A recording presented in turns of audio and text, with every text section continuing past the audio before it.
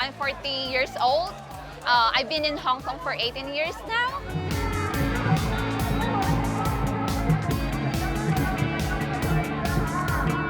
So we started Filipino Dynamo Dragon Boat team last year just for fun, but then the turnout it's very good.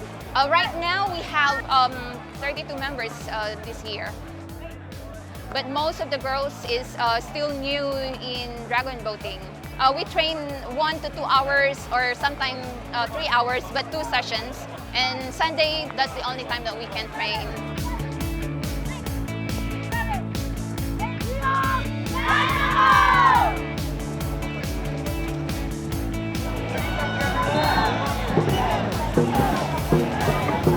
We didn't pay any registration in this one. It's free, and we didn't know it's an open race. We thought we're competing against all women's team, and so, but it's still fun.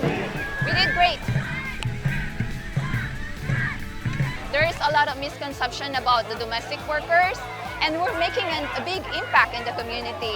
It's because they can see us that we're doing something great, not just sitting around in Central or somewhere under the bridge. Hong Kong is very diverse.